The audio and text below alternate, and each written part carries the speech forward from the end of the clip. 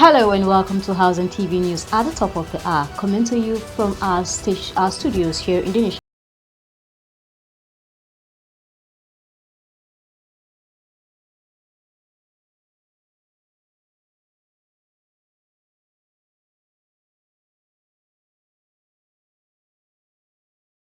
Congratulates Nigerians at 65 independence. APC sets 15 million naira nomination fee, schedules Osun governorship primary for December 13th. And on sports, Osimhen sets Nigerian record in Champions League. From the foreign scene, economic freedom fighters lead Malema convicted for firearm offense. Now the news in details. President Ahmed Bola Tinubu has assured Nigerians that the country is turning the corner economically as Nigeria marks 65 years of independence. In a national broadcast from Abuja, the president highlighted reforms including the removal of fuel subsidy, foreign exchange unification, and new investments in infrastructure, education, and healthcare. Tinubu reported that the gross domestic product grew by more than 4% in the second quarter of 2025, while inflation dropped to its lowest in 3 years.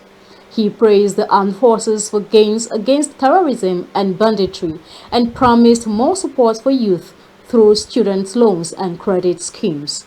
The president admitted Nigerians are still facing high living costs but urged unity, productivity, and belief in the nation's future. He ended his address with a message of hope, declaring that a new and prosperous Nigeria is within reach. Now, the Minister of Work, Senator David Umahi, has congratulated President Bola Ahmed Tinubu and Nigerians on the nation's 65th independence anniversary. In his goodwill message, Umahi paid tribute to the sacrifice of the Nigerians' founding fathers and urged citizens to uphold unity, peace, and diversity. The minister praised President Tinubu's renewed hope agenda, saying it has placed Nigerians on a new path of development through massive investment in critical infrastructure. He highlighted ongoing road projects across the 6 geopolitical zones as part of efforts to boost the economy and expand opportunities. Umahi called on Nigerians to draw strength from the spirit of freedom and nationhood, pledging continued efforts to support the country's growth. Away from that story, and on to Kaduna State, communities in Karua local government area of Kaduna State have commended the Chief of Defense Staff, General Christopher Musa, for ongoing military operations that have dismantled terrorist hideouts and restored peace. Residents of Dokangarji and Kwasam, which were once plagued by frequent attacks and displacements, said the renewed military offensive has drastically reduced bandit activities, enabling many villagers to return home. Kauru, which shares boundaries with 9 local governments, including some in Plateau State, was previously a hotspot for a rural violence, with its vast terrain posing challenges for security agencies. Community leaders credit the military's operations for the relative peace now being enjoyed, but record an isolated attack in Ungwanrimi community in August that claimed several lives. Despite the incidents, farming activities have resumed and local markets are gradually returning to life. Residents are appealing for additional troop deployments to consolidate the gains, especially ahead of the dry season when terrorists often attempt to regroup. Locals insist sustaining the momentum of military operations is critical to ensuring lasting peace in the area. We take a pause here. Housing News continues after the short break. Stay with us.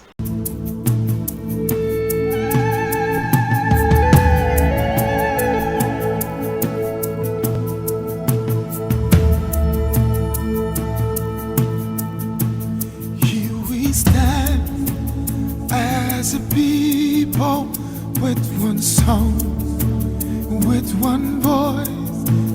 We're a nation undivided and poised. We will take us down. Welcome back. Glad to know you're still there. The Benue State government has launched a new policy for internally displaced persons, describing it as a milestone for the state and a step toward restoring dignity to thousands of people affected by conflict and disaster. Governor Hyacinth Alia, represented by his deputy at a launch in Makudi, explained that the policy was developed with support from Save the Children and other international partners.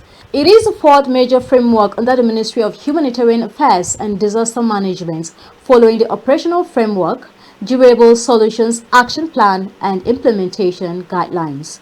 The governor said progress has already been recorded in the areas of shelter, protection, and humanitarian assistance with support from agencies including the International Organization for Migration, UNICEF, UNHCR, UNDP, and UNFPA. He emphasized that the policy represents a social contract between governments, partners, and displaced communities, ensuring that those affected remain at the center of all intervention. The state government is calling on ministries, agencies, civil societies groups, the private sector, and community leaders to rally behind the initiative coordinated through the Ministry of Humanitarian Affairs, the Durable Solution Task Force, and the SDGs Directorate. The Benue State government reassured displaced families that they remain a priority, pledging to continue efforts toward their safe return, recovery, and reintegration. Meanwhile, the Benue State House of Assembly has adopted the amended schedule sets out 187 sitting days divided into 3 sessions with recess periods between July 2025 and June 2026. The motion was seconded by Minority Leader Abu Umaru and noted that the calendar would ensure efficient and accurate legislative work. During the same plenary, the House received reports from the standing committees on higher education and on food security and nutrition. Both reports were referred for further legislative action. Lawmakers also considered a motion on rewarding academic excellence, recommending that the State Examination Board, in collaboration with the West African Examination Council and the National Examination Council, publish names of top graduating students annually for recognition. In addition, a bill seeking to establish an official Benue State symbols and anthem passed its second reading. The proposed law aims to strengthen the cultural identity of the state. With the adoption of the legislative calendar, members say the House is set to operate more effectively throughout the new session. Away from Benue State, Governor Ahmed Usman Ododo of Kogi State has congratulated Nigerians on the nation's 65th independence anniversary, describing the day as a reminder of sacrifice, resilience, and hope for a united country. The governor said Independence Day is not just a date on the calendar, but a call to patriotism, unity, and a shared responsibility in building a nation of peace, justice, and prosperity. He expressed sympathy over the recent boat mishap in Ibadan local government area that claimed several lives, assuring that steps are being taken to improve water transportation, safety in riverine communities, and development. The governor highlighted ongoing reforms in healthcare, education, agriculture, infrastructure, and security. He noted that education has been made free and compulsory in Kogi State, with special reports for girls under the Agile program through cash transfers. Governor Ododo also urged citizens to support President Bola Ahmed Tinubu's reform agenda, stressing that Nigeria is beginning to benefit from bold policy decisions at the federal level. The governor prayed for continued peace, unity, and prosperity for Kogi State and Nigeria, wishing citizens a happy 65th independence anniversary. Meanwhile, reports indicate that at least 26 people lost their lives in the mishap while traveling to Ilushi Market in neighboring Edo State. Governor Ahmed Usman Ododo has extended condolences to the bereaved families and directed the State Emergency Management Agency to work with local authorities in providing relief to the families of the victims. The state government says it is collaborating with federal agencies to strengthen safety measures on waterways, stressing the importance of avoiding overloading and ensuring the use of life jackets in riverine communities. The Kogi State government says it stands firmly with the people of Ibaji during this period of grief and will continue to provide necessary support. Now to Edo State. Governor Monday Okpebholo of Edo State has congratulated Nigerians on the nation's 65th independence anniversary, pledging to continue rebuilding the state into a land of peace, opportunity, and progress.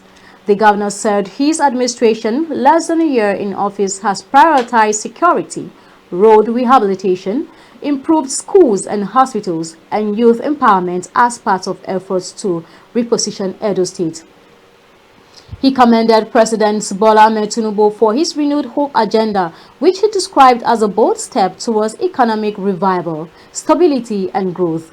He noted that fuel subsidy removal and fiscal reforms have freed states from dependency on federal bailouts and created room for greater development. Governor Okpebholo called for unity among Edo people, stressing that independence is not only about freedom from colonial rule, but also about teamwork and shared responsibility. Addressing youth, he described them as the heartbeats of the state and assured them of continuous investment in education, skills, and opportunity for a brighter future. The governor declared that a new Edo and a new Nigerian are on site, urging citizens to remain committed to building a united and prosperous nation. Now to Osun State. The All Progressive Congress has released its timetable for the Osun State governorship election, fixing the primary for December 13 and pegging the nomination fee at 50 million naira. According to the timetable issued by the party's National Organizing Secretary Alhaji Suleiman Agungu, aspirants will pay 40 million naira for the nomination form and 10 million naira for the expression of interest form. Female aspirants and persons with disabilities will only pay for the expression of interest form, while youths aged 25 to 40 will enjoy a 50% discount on the nomination fee. The sale of forms opens November 12 and closes November 26, with submissions due December 1st. Screening is slated for December 3rd and 4th, while appeals will follow on December 6th and 7th. Delegate Congress holds December 9th ahead of the planned primary elections on December 13th, with appeals scheduled for December 14th. The party further announced that campaigns will officially begin on March 11, 2026 and end on August 6 ahead of the governorship poll on August 8. Delegate forms will cost 5,000 naira each and are open only to financial members of the APC at least 3 months before the Congress. We now take a pause here. News stories from the base sectors are up next. Stay with us. And build a land in faith to defend what is ours. Here we are as a people with one heart for one cause. We're determined to rebuild and restore. Where freedom rise and truth prevails. Our land where there's hope for us all. Our land where there's hope for us all. We have, we'll defend our land.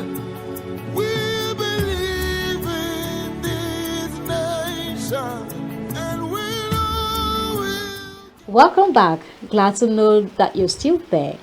Now to the B sector.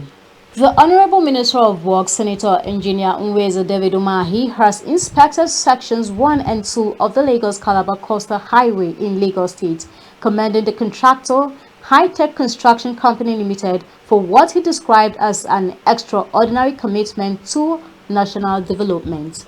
The minister's inspection held on September 29, 2025 was accompanied by the Surveyor General of the Federation, top ministry officials, civil society groups, and political stakeholders. The visit was aimed at verifying the progress and quality of work as well as re-evaluating additional tasks assigned to the contractor. He applauded high-tech for the pace and quality of work, highlighting planned mega flyovers to resolve traffic conflicts along the corridor. He dismissed criticism from content creators alleging construction failure, describing them as misleading. On national level matters, the minister urged the leadership of the Petroleum and Natural Gas Senior Staff Association of Nigeria to place the nation's interests first as it resolved its disagreement with the Dangote Group, cautioning that a strike could harm the recovering economy.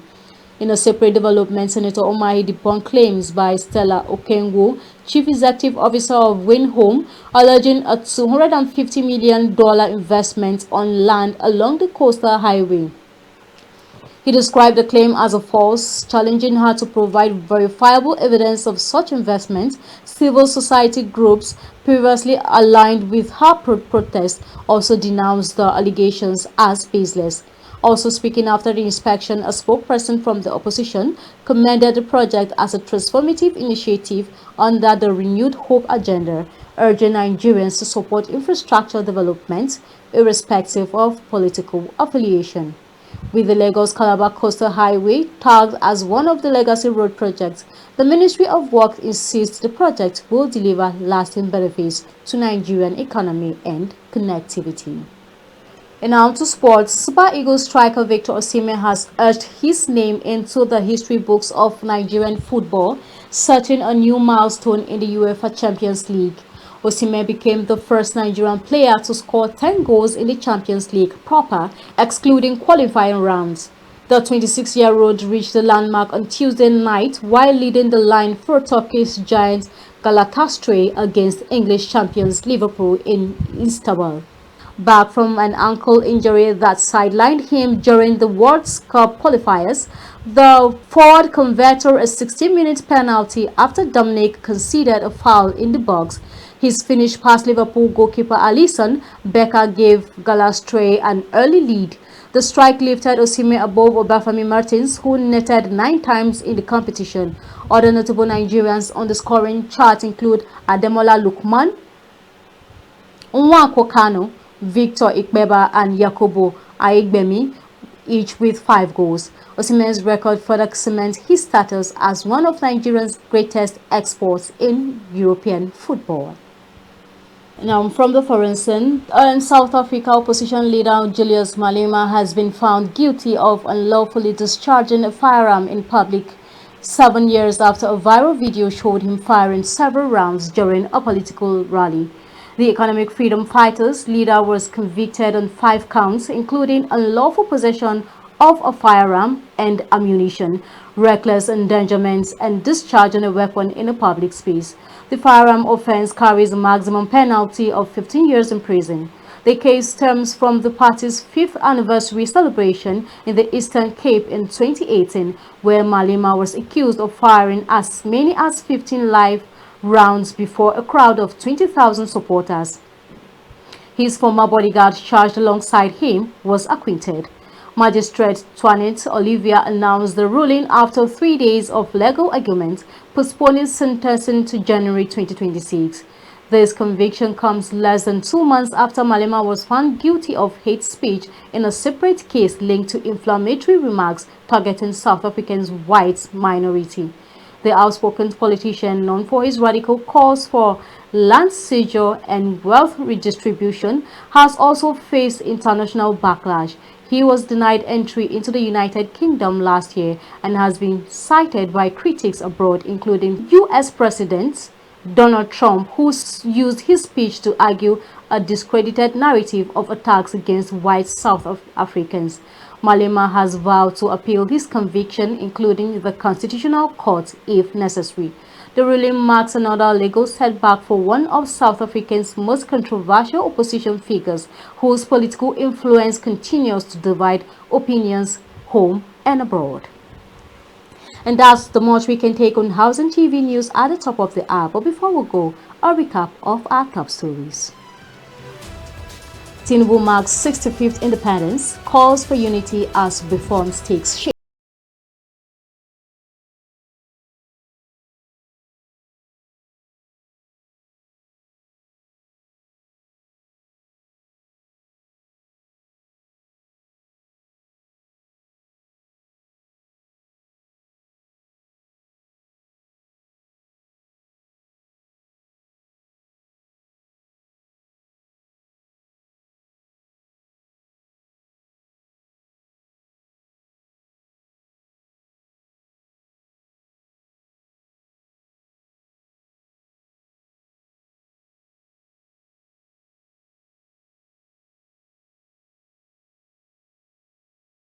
We meet Tondo. Bye for now.